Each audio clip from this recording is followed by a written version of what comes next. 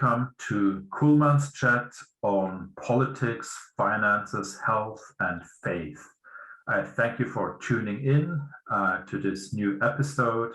And today's interview guest is Munkh-Chargal from Mongolia. We met in 1992, so almost 30 years ago. And Munkh-Chargal is a friend of mine, is a friend of my parents, and I believe he has a very interesting life experience, and I wanted to chat with him about his life, about what it was growing up in Mongolia, especially during the time of the transition from communism to democracy in 1990, but also about his quest for truth that he had as a young teenager. He was searching for truth, and I believe that this is something, a very interesting experience that he had. So welcome to the show, Munkh-Chargal Sambano Yuvan. Hey, hello everyone. Hi Samuel. Sambano. Sambano is of course hello in Mongolian, right? I would like to say Sambano to everyone. Hello to everyone. From Ulaanbaatar, Mongolia. I'm glad to be here with you. Thank you for taking the time to be my interview guest. You're one of my first interview guests for this channel. It's an experiment. I don't know how many people I will reach, but so I thank you very much for being one of my first interview guests. So to start this interview, can you tell us something about yourself? Where did you grow up? What was your childhood like, etc.? Thank you. Yeah. Again, my name is Munkh-Chargal.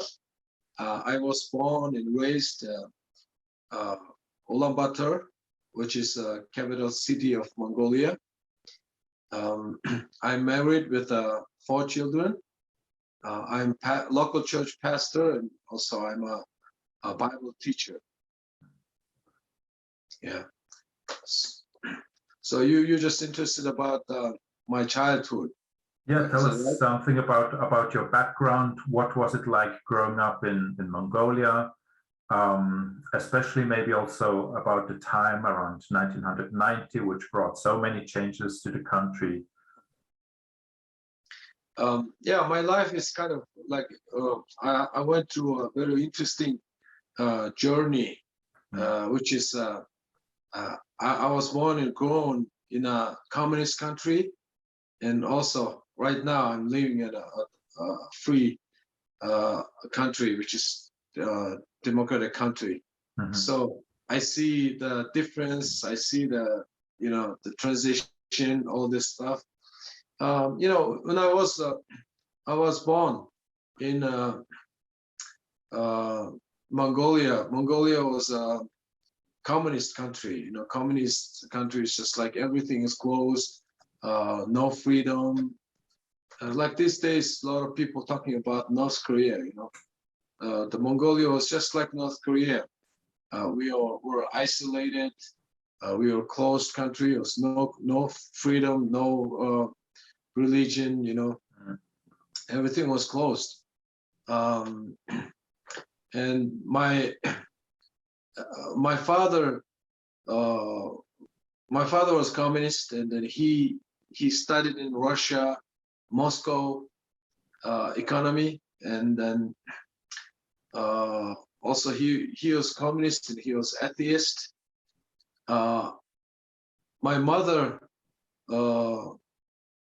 she was Buddhist. I mean the during the communist time, there's no freedom to faith and no religion.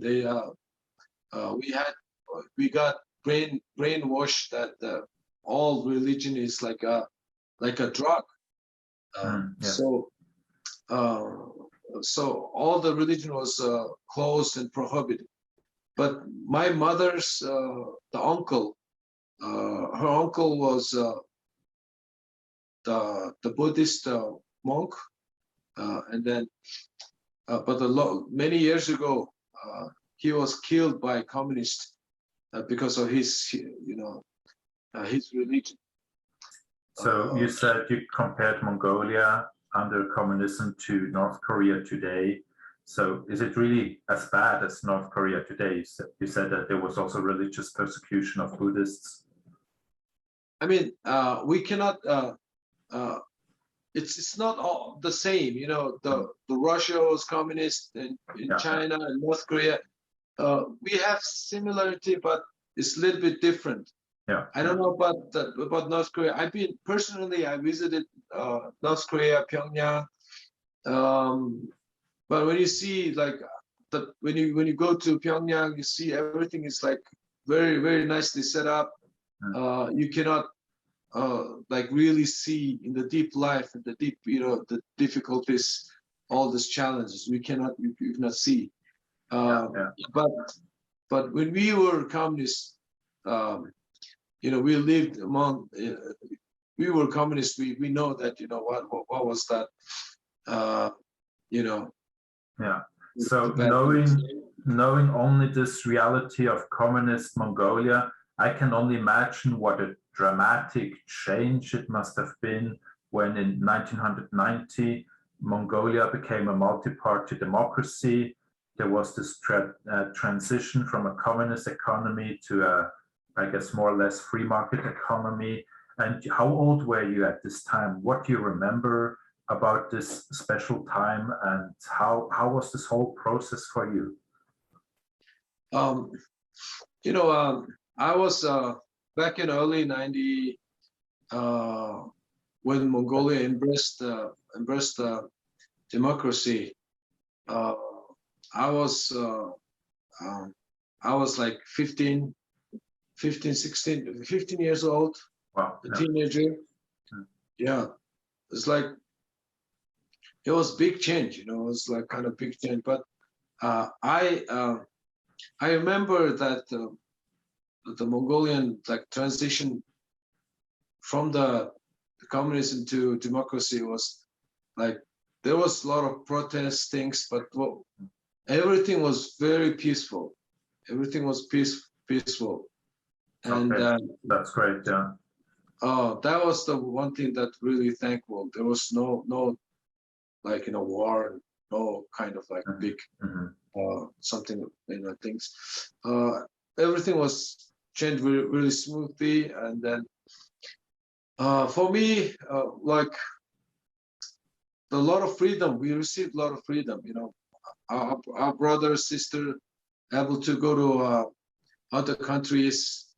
And then for me, I would like to say one of the big difference, one of the big thing that I always thankful is that freedom to faith, freedom to knowing, not like brainwashed, but it's the freedom to know the truth, freedom to ask question about my life, freedom to study the truth and to know the truth. That's the big freedom, I guess.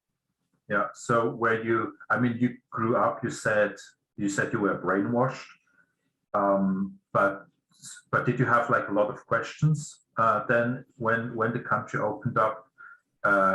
Where you did you have as a young person where you think, oh, what is the truth? Were you really searching for that, or how was that? Yeah, I was a teenager. I had a lot of questions within me. Yeah. But during the communist time, you cannot ask whatever you want. You have a lot of questions, but you cannot ask some of the questions, and you couldn't get all of your answer. And as a teenager, I had a lot of question. One of the big question was about my faith. When I saw my father, he believed communism. His faith, the worldview was like the the communism. And when I see my mother, she was Buddhist, but when communism was collapsed, you know, when I see my father's life, and then his belief is no more there, you know. And when I ask a question about the Buddhism to my mother, and then she had no answer to me, so I had to start asking the question. Asking the question. So at that moment, I, you know, one day in my apartment, there's one family moved from, I thought at the time, from Germany, right? So it was your family. Your family moved from Europe to Mongolia. So anyway, you know, at the time there was only the foreigner lived in Mongolia was Russian. So we have seen Russian and no other foreigners. Right. I can remember we didn't know at the beginning, we didn't know where we could shop. So there was shops like grocery shops for Mongolians, and then there were grocery shops for Russians and for diplomats. And my family, as missionaries, we were neither. So we had to sneak into the Russian grocery stores and speak a few words of Russian to be able to buy food at the beginning. Yeah. So you remember, like early in the 90s, because of that, you know, because of the transition, the market was empty. You have money, but nothing was in on the table, the market. So that was one of the biggest challenge, you know, nothing to eat. So in my apartment there was a foreign family, you know, moved in, and our friends, we were talking about, you know, they were asking where they're from. Some of my friends say, oh, they're from Germany. And, you know, our brain was washed that all German people bad. Because of the Second World War. Yeah, it's all Russian people is good because it's World War II, and then we grown up, we watch all the movies like, you know, German people bad and the Russian people is good. So that's why we thought, it's maybe these people bad people. But when I saw your family, parents, you know, nothing bad. You seem so good people. So I wanted to, and also I have interest that first time in my life I would like to talk with the foreign people, especially like German people. I really wanted to, you know, talk with them, but I had no idea, no reason to. I wanted to go to your home and then knock your door and then, you know, start. I wanted to talk with you, but I had no reason. So I thought to myself, what should I ask? How should I start my conversation? And then all suddenly, I thought, maybe these people are Christian, which is, I had no idea. And then maybe I will ask about something about faith. So I went to your home and then knock your door. I remember your mother opened the door, and then I was like fearfully asked that, you know, do you know, tell me about Jesus or something like that. Do you know Jesus, or tell me about Jesus? So you had heard about Jesus somehow. You heard about Jesus before that. Because early,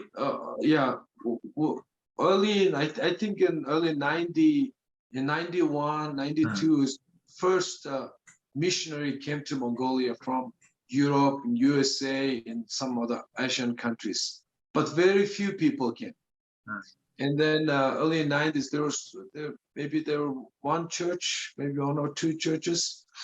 So I heard somehow I heard that, you know, there's some new religion came to Mongolia from Western. It's the Western religion, and it's a little bit similar to like Russian Orthodox thing or something like that. I had very small information.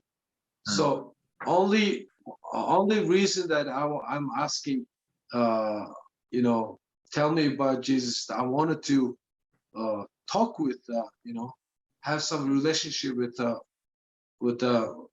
your parents. So they are very well. They welcomed me, and then they answered my question, and then also they gave me some book, and also maybe the next time I was also welcome to continue our conversation. So the next time I went to your home, your parents were very welcomed me, and they very carefully explained about Christianity, and very spontaneously we became good friends. So I was like to visit your home, and my first thing that really touched my heart was that the sharing and welcoming. When I went to your home, your parents, I want to say the name, my brother Jürgen and also my sister Rita, they always welcomed me. And first time in my life, I drink coffee. Oh, really? Because in the communist time, there was no coffee. And also we were used to, our brain was washed that the coffee is our enemy's drink or something like that. You know, but oh, that's strange. yeah, and then, but everything when you close everything, you wanted to try, you know, you wanted to do that. So anyway, I first time I tried the coffee, oh, it was so good. I was like, what is this? Oh, I was so good. And then when I go out to some of my friends, I was like showing off, you know, have you ever met German people? Have you ever drink coffee? Do you know coffee? What is coffee? They had no idea. I was like showing off, you know, hey, coffee is this. So I was kind of showing off. So anyway, our conversation was going in deep and deep. And I saw, the first thing I saw that like, it's not about religion. It's about love, you know. Love is the big, powerful, the language. Love is the powerful thing that, you know, reach to everyone. Because, you know, your parents, they're Mongolian.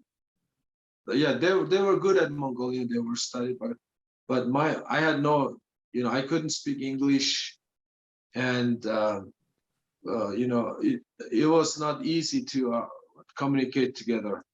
But anyway, the love was very the powerful thing that we could communicate to each other, to understand each other. Yeah, love is a universal language, I guess. Yeah. Oh yeah, that's really powerful thing that.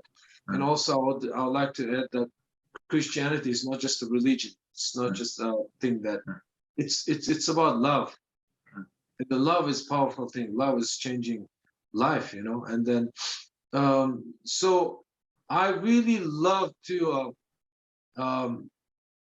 your parents, they taught me English, also the Bible study together.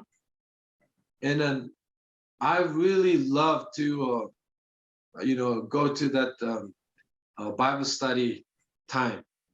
Because why I love that? Because after we you know, after finish the Bible study or English you know, study, after that we had sometime we had like very nice dinner, and sometime we eat some good you know, the chocolate or some of the coffee and some cookies. And especially I would like to say the chocolate, you know, the chocolate from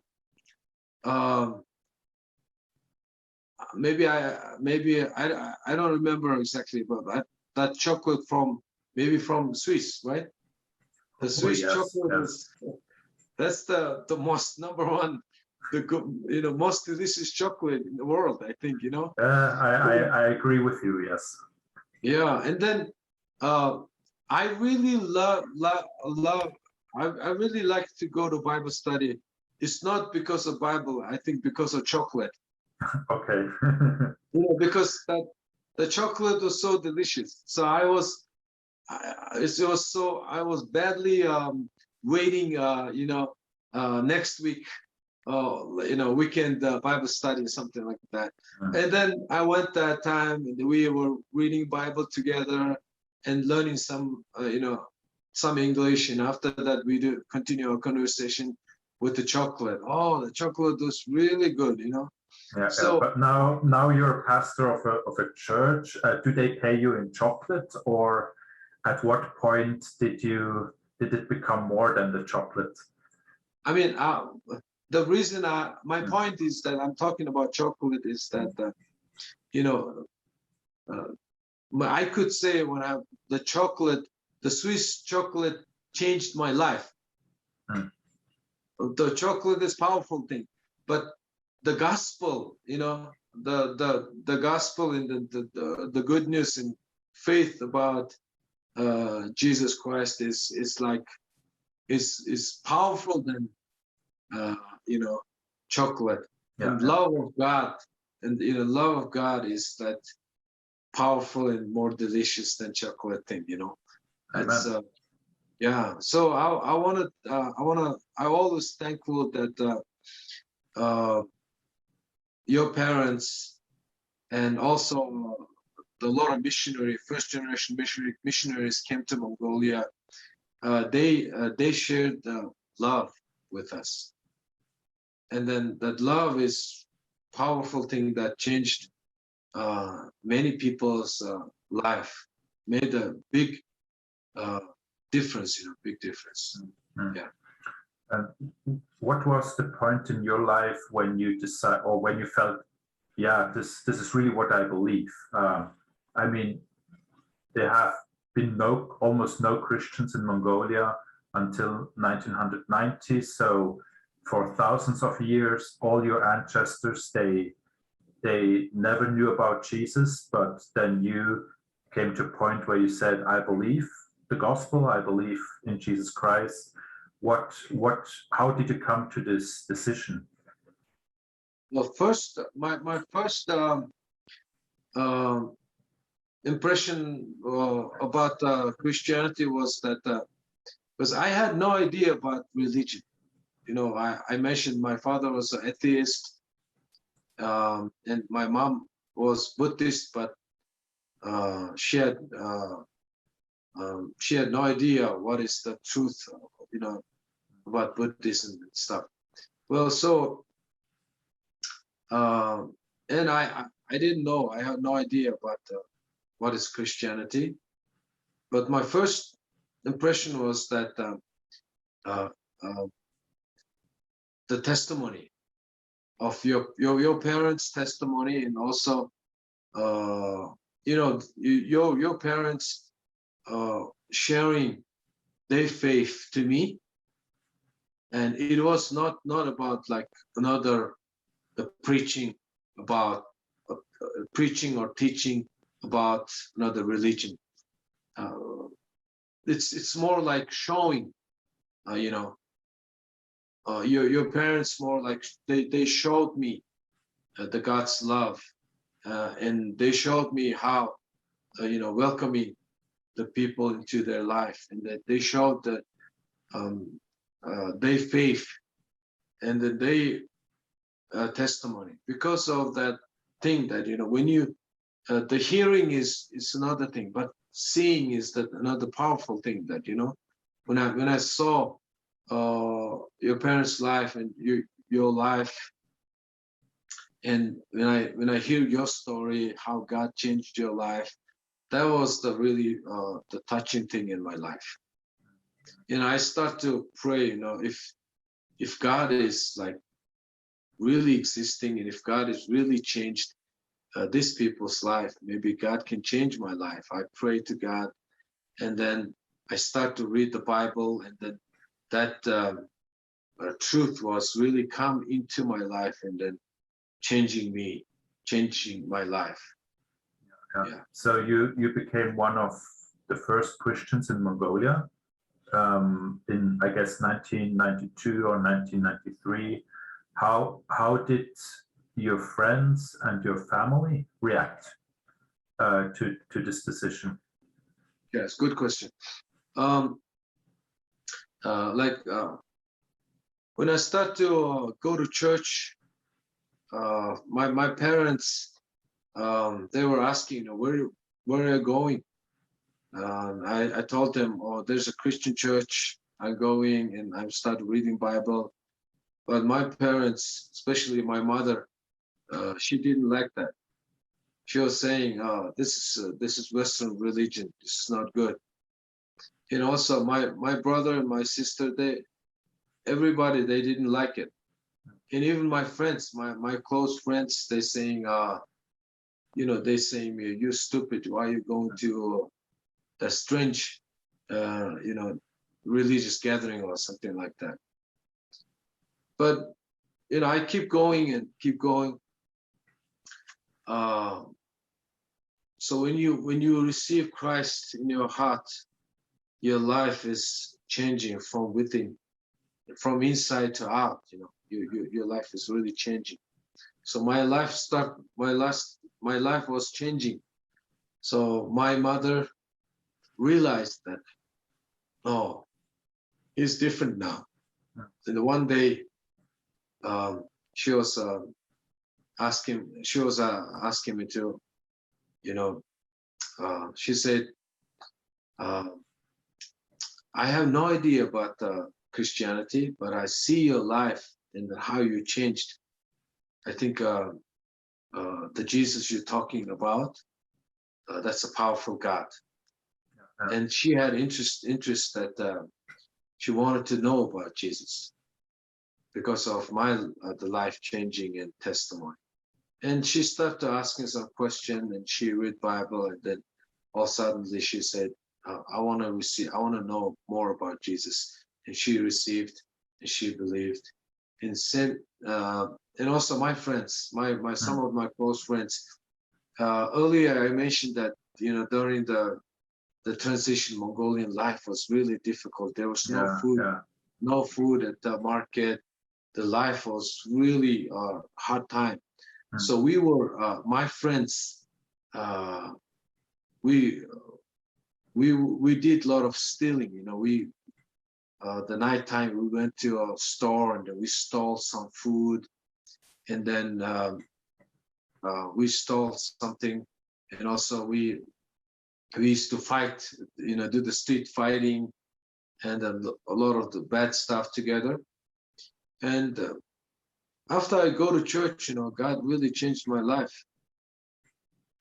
So my friends saw me, and then they said like, hey man, when I see your life, you're totally a new person now. And they say, we don't know who is Jesus, but if Jesus, that changed it, like men like you, he must be a real God. So some of our friends went to church together with me. They received Christ too. Yeah, wow. So now you've been a pastor for many years yourself. How did that go? That from getting to know Jesus, that you became a pastor of a church. When did you feel that calling from God, or would you like to share some things about this journey of your life? Yes, sir. So actually, I wanted to be a businessman. I wanted to do some business stuff. But when the Christianity, the change really changed my life, I was start asking what is my lifelong the mission, or what is the purpose of my life, or something like that. I'll start asking God, and also the Bible. The Bible has really changed my life, and then I learned how to read Bible from your parents. Because early in 90s we had only New Testament, and we had no idea to how to read Bible and things. But when I went to your home, your parents always reading Bible, and then they were like very nicely coloring the Bible and stuff, and they were sharing Bible. And also, I remember that they used to read the Bible story, before you and your brother, went to bed. Before bed, they read Bible and things. So when I saw that, wow, the Bible is really powerful thing that changing people's life, and then look at this the happy family, I really saw that, and also the Bible changed my life. That's what I had interest to learn more of that truth, and also more I learned, more I wanted to share this truth to the people, because I have experienced that in my life, in my family, in my close friends' family, that how the Word of God is really powerfully changing people's life, and then families. So that was really in my heart, that maybe I wanted to share this truth to more people, and then changing their life, not just changing their life, making their life better, blessed. Yeah. So how long have you now been serving as a pastor in your church? I've been serving as a pastor more than 25 years. Wow. Yeah, and also I always like when I was sharing about your parents, that they're not just talking, not just preaching the gospel. They were sharing it, showing it. It's so that thing is like, this is kind of my I wanted to keep it in my heart, always. Sharing word, but sharing life, sharing love is that I think is a powerful thing. Yeah. Wow. So thank you for just sharing your life journey with us. And maybe now that it's been about 30 years since this big transition in Mongolia, can you share something about how has Mongolia changed in the past 30 years? How are Mongolian people today? Are many of them interested in Jesus now, or how is it? Yeah, we're still going through the big transition and big change. As I earlier I mentioned that early 90, right after the Mongolia door opened, the first missionary came to Mongolia. Then I think like 91, 92, we were only 1 or 2 churches, and we were very small number of believers.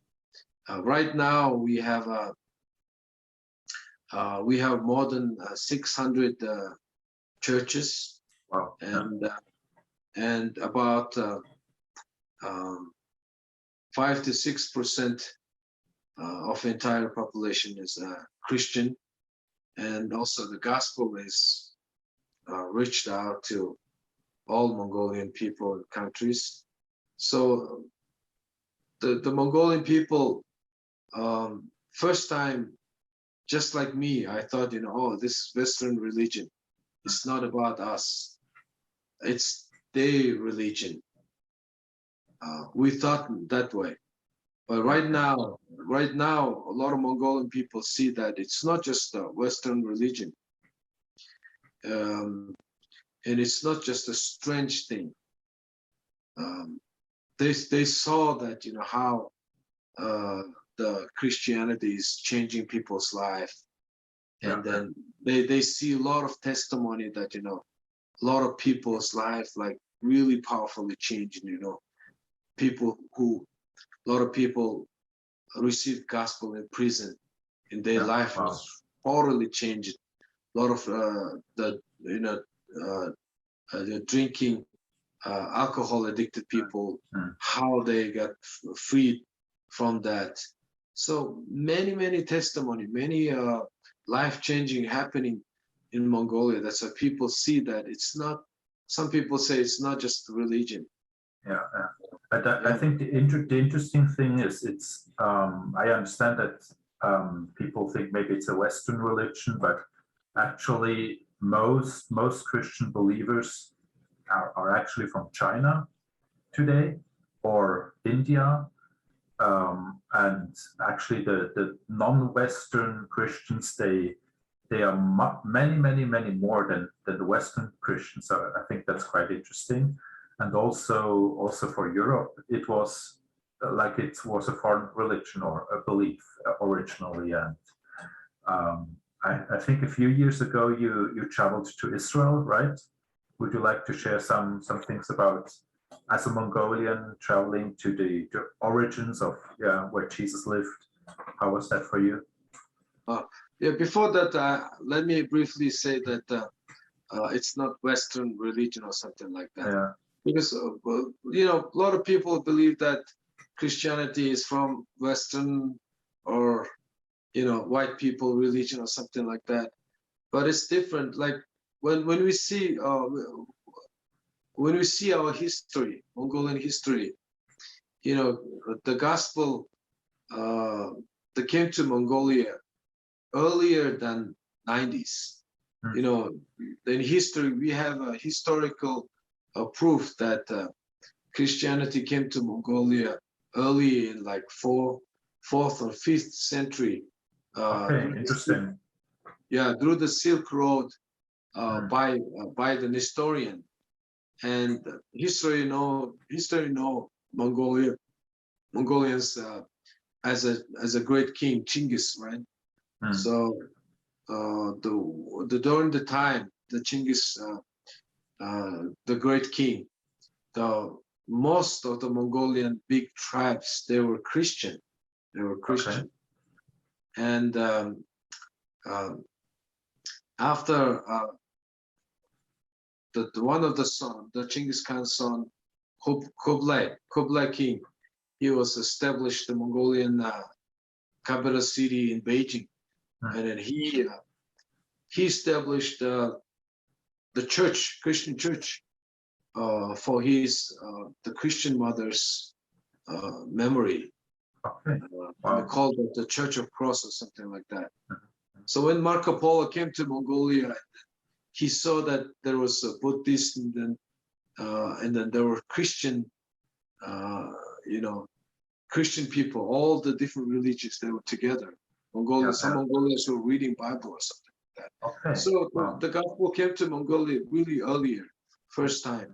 You know, I think, and also the second time was like 16th century. Those Moravian brothers, missionary came to Mongolia again, brought the gospel again. They start to translate Bible and something like that. And then I think historically, third time Christianity came to Mongolia was early in 90s.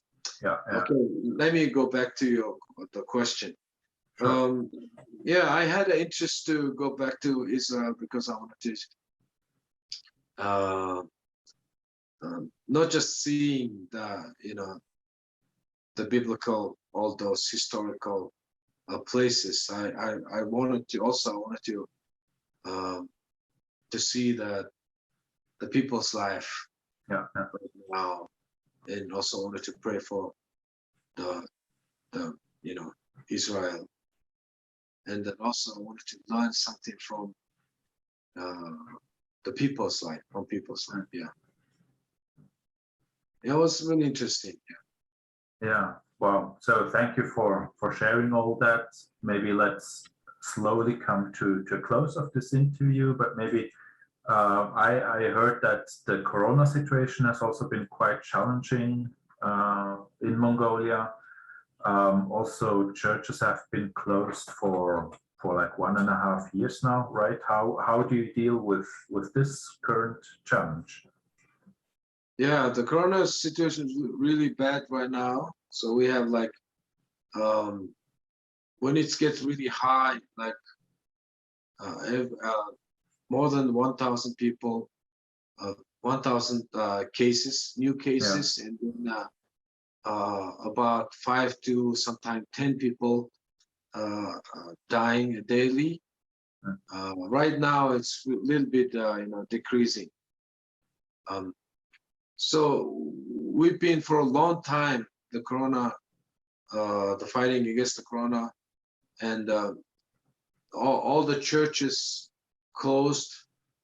More than maybe about 2 years we are closed down, or the churches closed down. And then we had a very strict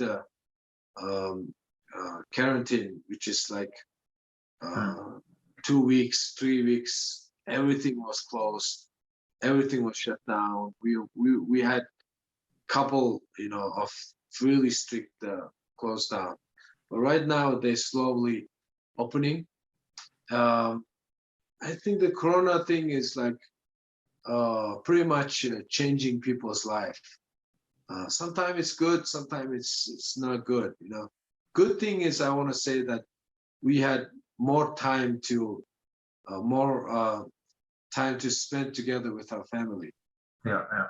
Especially during the quarantine. Everything was closed, so we having good time with with kids. Because everybody, we were busy, so now we had a time to spend time with family. Yeah. That thing is like, no church. We are isolated from they say a new word, that social distance. So it's like I have to keep distance to everyone.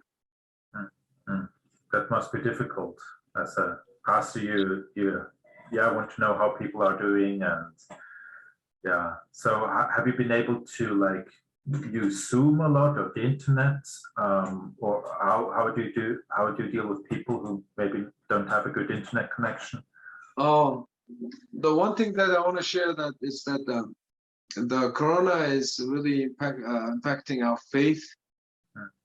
Is that before Corona, we used to go to church every Sunday, and then our faith is more like depend on the Sunday service or someone else, or pastor, depend on some of us. But right now there's no church, and then we could meet with other people. That's why it's because of the Corona, it's a time to like personal spirituality time, which is more like I have to build more personal relationship with Christ. Yeah, and take more like responsibility for myself, for my spiritual journey, and not just think, I'll just listen to the pastor and whatever he says, but it takes people more into responsibility for themselves. Yeah. So it's Corona is giving to Christian people is like really big challenge. It's kind of big testing our faith. Is it our faith? Is it just depend on, just like we say like Sunday Christian, or just like going to church on Sunday and saying, oh, I'm a Christian, or right now it's like it is testing our faith. It's like, is it more personal? You have a personal, like more close and intimate relationship with God or not? So that's why right now we're doing ministry more like online ministry. not just on Sunday, but weekdays we do online Bible study, and also we do online the online QT ministry, which is we're putting every daily Bible reading and QT stuff on the online, and then people can do their quiet time and then reading and praying time wherever they are. So yeah, doing a lot of reaching to people through online, which is good, which is really good. Because, before Corona, I was preaching at church the weekdays, maybe about 40, 50 people. Sunday, maybe more than 100 people. Yeah. But right now, online, I do online Bible study every Thursday. In 1 week, more than 1,000 people watch the Bible study. Wow, that's amazing. Yeah, so it's like, because of Corona, a lot of bad change, a lot of good change. Yeah, and then to make the best out of every situation. Well, Munkh, I thank you very much for taking this time for this interview. I think I'll come to a close here. Thank you for sharing from your life, sharing your testimony with us, with my viewers. And is there something you would like to say to close off this interview? Yeah, so I would like to say really thank you, Samuel, and your brother Mihaya, and also your father Jürgen and your mother Rita, your whole family. 4 of you came to Mongolia early in 90s, which was really, really difficult time. So you came to Mongolia, really difficult time, and then your love reached to many people and changed a lot of life. I think that's the truth, and that's a powerful thing. I always thankful that I always thankful for all the missionaries. Even today, there's a lot of missionaries going to other countries, and they're helping. They're making difference. The mission is it's the one of the big thing that changed the world. Of course, the economic thing and then political, all those things really important. They change life. They help people. But the faith, but the mission is like really the big help, big need, not just personal life, the family, and all to the nations. So also I would like to challenge, especially like young people, that maybe you can ask God, what is the blessing in your life? You have a lot of blessings from God and from your parents. You have a lot of things to give, to share to people. So when you see you have a lot of things in your life, and you realize that you go and you share to people, you feel like your life is more meaningful, and you feel like you'll be more happy person. Yeah, that's true. So I would like to challenge the young people that please continue to go to any other countries. There's a lot of the big need, a lot of people, they're still waiting. They need your chocolate. You go to them. One hand you bring your chocolate, in one hand you bring your the truth. One hand you bring your skill, your political skill, some other skills, and one other hand you bring the truth. And you go and you make big difference in this world. Okay, I think that's a great word to finish here. And I'm sure my parents, they will listen to this episode. And I can also say that, yeah, I guess it was. I mean, as a child, I didn't realize too much what was going on. But it was certainly a challenging time. But I can also say, to the glory of God, that I really liked my childhood. I'm very thankful. For me, it was a privilege to be able to grow up in Mongolia. It has really influenced my life a lot, and I think in a very positive way. And I think many people thought my parents were crazy going to Mongolia in 1991, but I'm really glad they did, and I'm thankful for the childhood I had in Mongolia, and thankful for meeting you and many other people. So yeah, it was a good time, and I hope to see you someday soon again in Mongolia. I hope to visit again, and thank you again, and God bless you. Mongolia, and have a great rest of the day. Thank you all. Thank you. Okay, goodbye, and also goodbye to my listeners and viewers until our next episode. See you.